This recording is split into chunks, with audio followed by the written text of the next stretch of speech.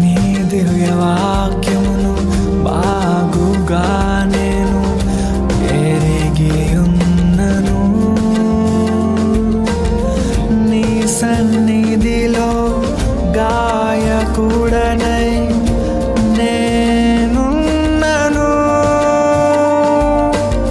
నీ దివ్యవాక్యమును బాగుగా నేను ఎరిగి ఉన్నను.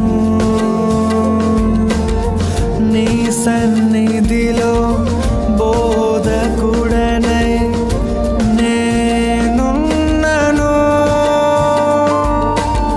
వదలకుంటే పాపమును అనుభవింతు నిత్య నరకం, అయినా నిన్ను విడిచి తప్పిపోతీనే.